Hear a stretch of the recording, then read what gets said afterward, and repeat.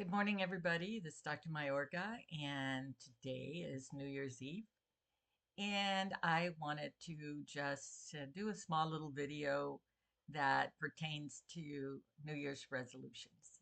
Okay. And before I get started, I want to say that I hope that today and this evening is a safe one for everybody, and that wherever you go, wherever you are, whether you're with your family or, uh, excuse me, something that's interfering here. Anyway, uh, whether you're with family or friends or whoever you're with, I hope that it turns out to be a very safe, joyful, peaceful type of New Year's. So, with that said, I thought about New Year's Eve and I was remembering about my own New Year's Eves when I was very, very young. Oh boy, I'll share with you how we used to celebrate New Year's Eve. I had a grandmother. She had a restaurant. This was in a town by the seashore here in Texas, and we would all, no matter how old we were, how young we would be in the restaurant till about 12 o'clock. And then my grandmother would come out of her little house because it was right next to the restaurant with a gun. And she would shoot, I don't know how many rounds up into the air to celebrate New Year's. And then we would gather in the yard and there would be a prayer. And it was always a little bit scary for me because I was young and it just felt out of the ordinary and not sure exactly what was going on. But that's the way we would celebrate New Year's. And then as we got older, of course, we did our own celebration. But all those celebrations, there's a point to this, is that everybody was making New Year's resolutions. And as I got older, I recognized that even I would make New Year's resolutions that never seemed to get anywhere.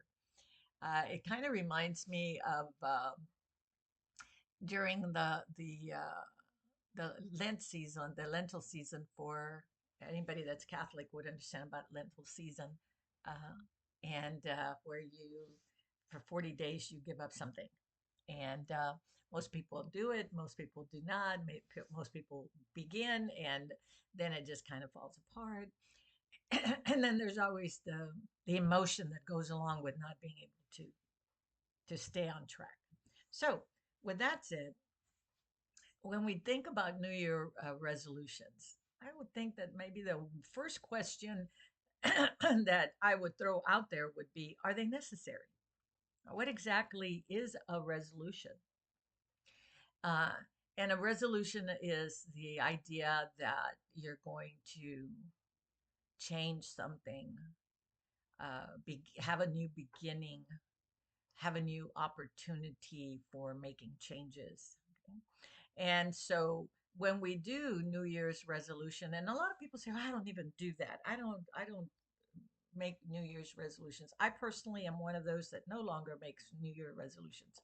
My whole idea or my philosophy is I'm just going to try to live the best life I can throughout the year. If I'm successful, that's great. If I'm not successful, then I'll try again.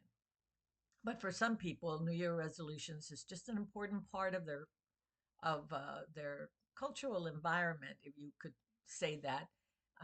And That's something that is part of the activities that they do when they celebrate New Year's.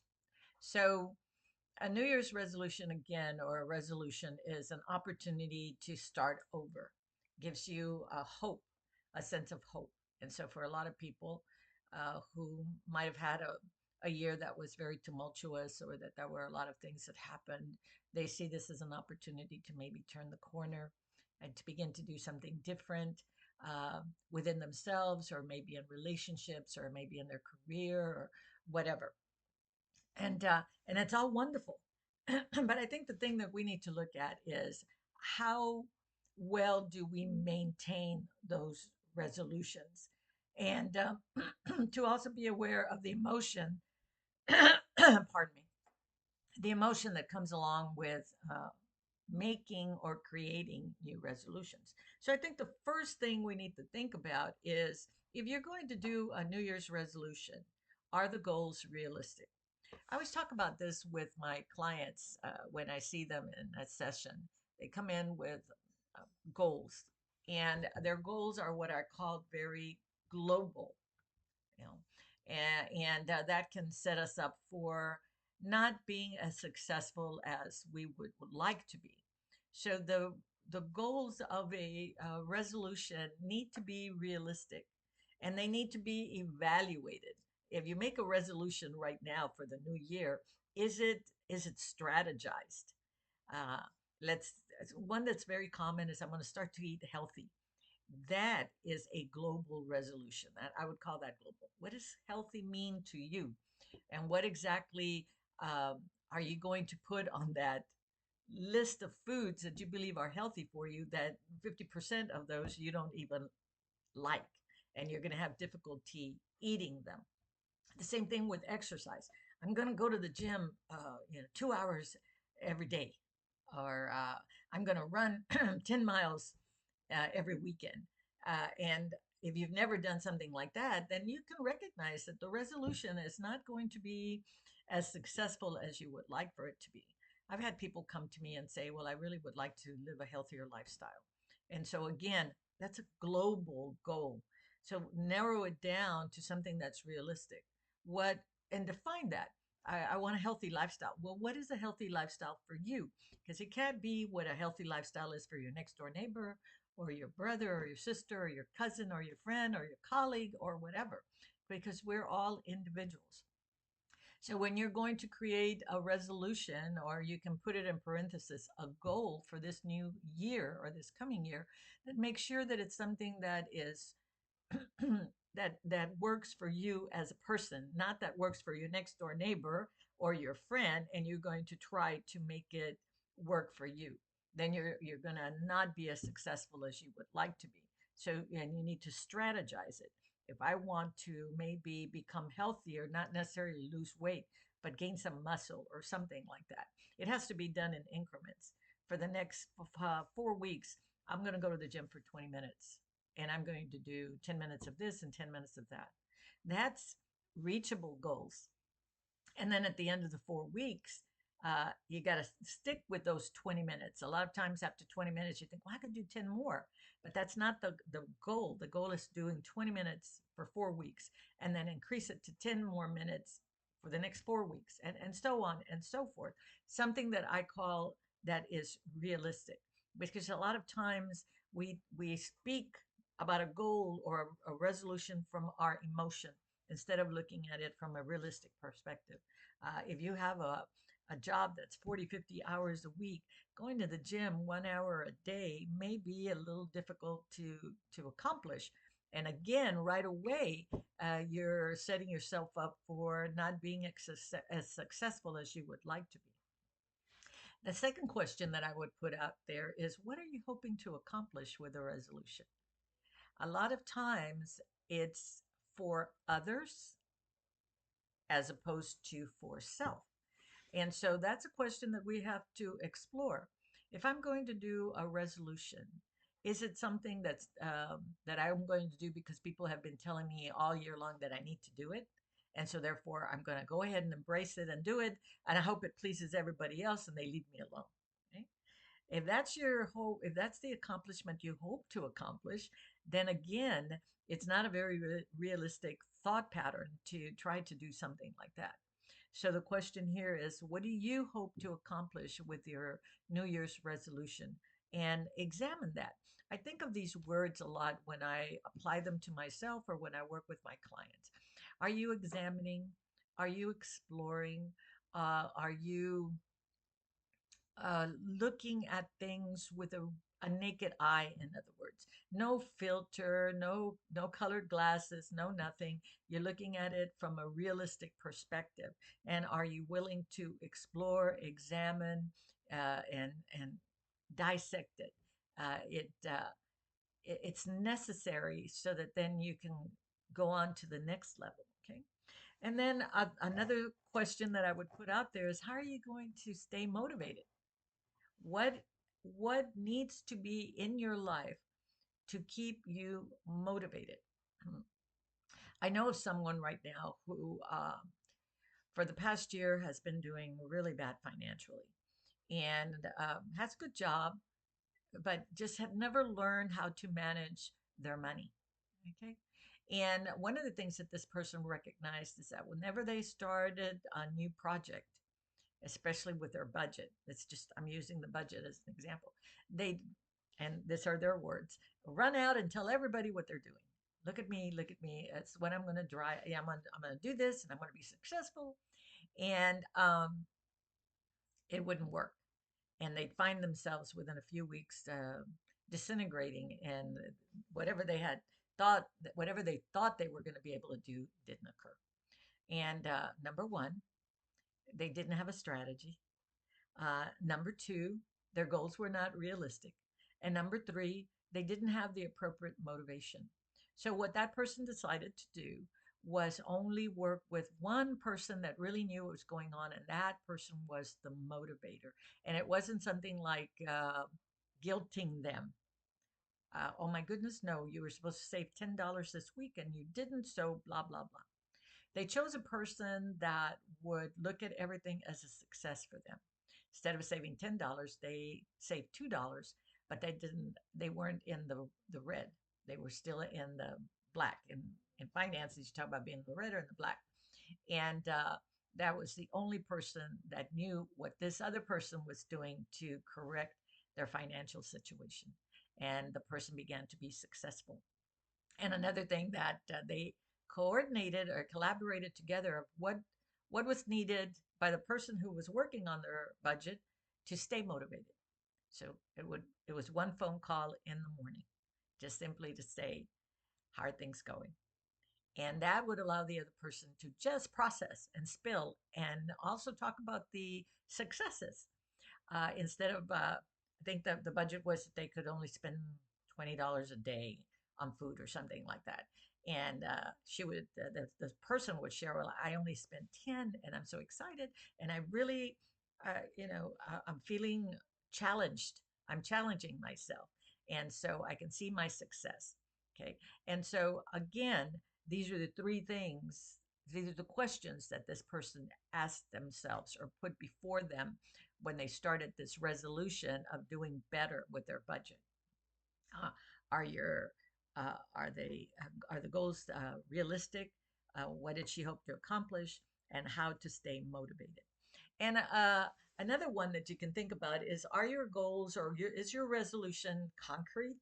Is it something you can see a change, or is it existential? Existential meaning existential is where we work at what's the meaning of life? What is it that I really want to do? If I want to be a better person. Let's say your resolution is that you want to be a better person. What does that mean? What does it mean to be a better person? Is it that you want to be kinder, softer, gentler? You want to be more assertive? Or you want to do do things for the betterment of the world? Oh my gosh, when somebody comes in, I want to help make the world better. I mean, again, what does that mean? What is really within your circle of environment that makes you able to do something? It could be going to the food pantry and just volunteering 1 hour a week. And you would make it would create a better environment just by maybe you being there, creating new relationships, sharing your thoughts, feelings, and ideas. So again, we speak globally the majority of the time, and we don't recognize that we're making global statements that are difficult to reach because we don't have the resources. We're an entity in this little small environment, and we want to go touch the big environment, which is sometimes impossible or difficult. So it starts right here within your home environment, within your work environment, within your social environment, within whatever. I remember making a decision that I was not going to accept certain kinds of jokes. Okay. And it was very difficult to call people out for certain kinds of jokes that were insulting or difficult to listen to and stuff like that. But I had to begin within my own little circle. Okay. And then it got to where people recognized, well, those kinds of jokes, they were derogatory or things like that when I was around. And people, and I wouldn't push on it or anything. I just simply made a statement, or I would walk away. I'd say, no, I'm not gonna stand here and listen to that joke. I'm gonna walk away.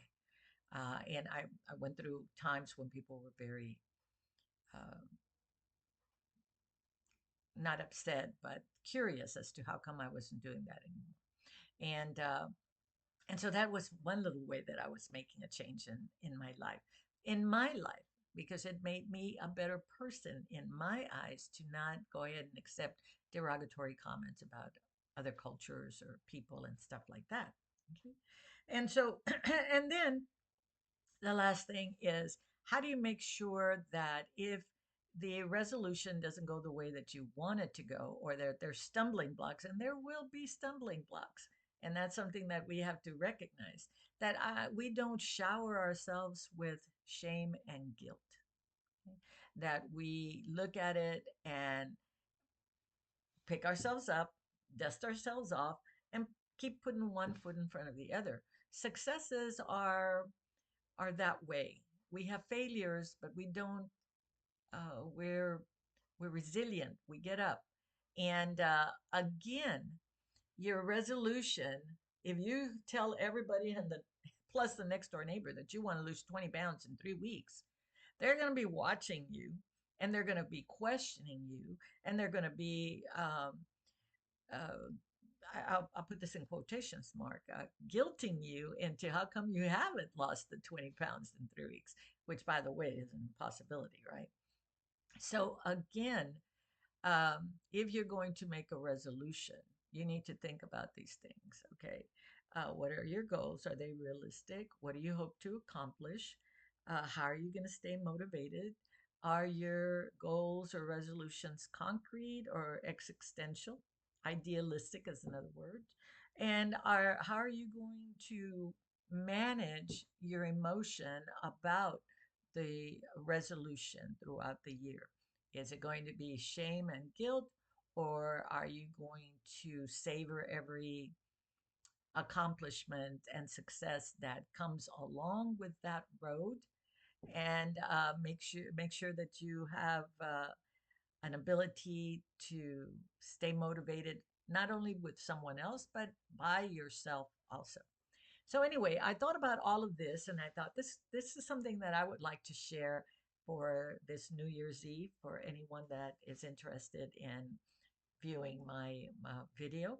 And again, I hope that this New Year's Eve is a safe one for anybody that's watching, and that it may be full of peace and joy, and whatever resolution you make or not make, that this coming year is one of successes and enjoyment, and again, peace. Thank you very much.